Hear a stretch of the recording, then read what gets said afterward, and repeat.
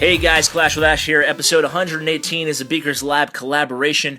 I met Beaker's Lab's clan, Unity Elite, a very good clan, 130-something war wins and counting. And basically, I just want to show you a couple replays. I'm going to be bringing you 2 of the 3-star attacks from this war, last war that I spectated on. He's going to bring you the other 2 3-star attacks. So let's get started with King Depict's first 3-star attack. He actually had 2 3-star attacks, and I'll say it again.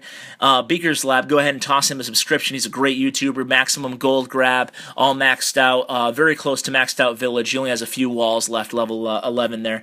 So here we go, making our way down from the north with the GoLava attack here for 3 stars. I'm going to show how he did it here. So he has the 2 golems deployed first. They're actually going to soak up all the attention of those defensive units along with the opposing Archer Queen. Then he's going to pop his Royal Cloak, and his Archer Queen's actually going to be able to take out the clan castle, with the lightning spell. She's going to take out an air defense and the opposing queen all by herself. He's going to hold off on the king. That's an important part of this raid, as the king will do major damage towards the end of the raid. I'm actually going to go ahead and show you this 3-star attack twice. That way you can pick up on, especially on the lava loon portion, or the lava loon, I should say, portion of the raid. So use that lightning spell. There's a couple troops left, but nothing that's going to really bother him. He's going to deploy. Now I want you to watch this deployment of the lava hounds and balloons here. So he's going to deploy 2 lava hounds on that first air defense, basically covering the whole western hemisphere of the base. And he's going to deploy the balloons in groups of 2, 3, or 4, basically heading towards their own defensive unit, all surrounding that lava hound cover, if you will. And the 3rd lava hound is going to go towards that southern air defense there. So he's going to drop the first rage, both rages next to each other, and the first freeze spell, and the second freeze spell far side. So he's gonna drop the king over there, help with the damage there, and a few wall breakers so he can create a hole for the king to go through. And then he holds back a few balloons to do some damage to that last remaining archer tower that could cause problems later on. Now he has actually plenty of balloons left. This is a really nice attack by King Depicts here, and as you can see, he has plenty of units still standing, and he also has plenty of time still left on the clock.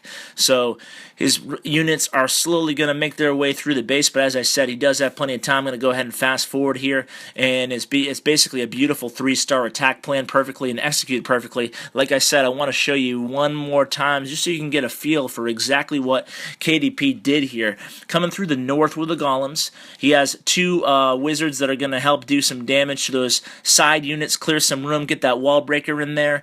Basically going to pop that queen ability. The queen takes out the opposing queen, triggers a clan castle, drops that lightning spell. Now, what I really want you to guys again to pay attention to is the deployment of these lava hounds and the balloons. Okay, so as I said, this is going to be a pretty not every attack is the same, obviously, depending on the base, but there's a pretty standard formation for the lava hounds. So 2 go to the nearest to 1 air defense, I should say, and then 1 goes to another one. He has the balloons come in from the east side, and he has the king come in from the east side as well.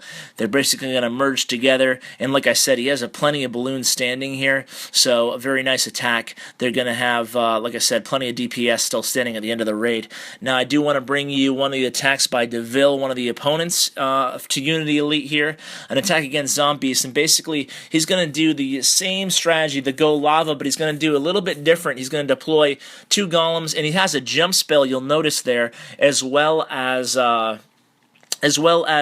jump spell, as well as he's going to use his king in the beginning rather than the end of the raid. So let's watch to see how much DeVille can do, how much damage he can do with these 2 golems, 2 wizards, and they both heroes in the beginning of the attack. Once again, he's going to go in towards the queen, in towards an air defense, and maybe even an inferno tower, also triggering that clan castle.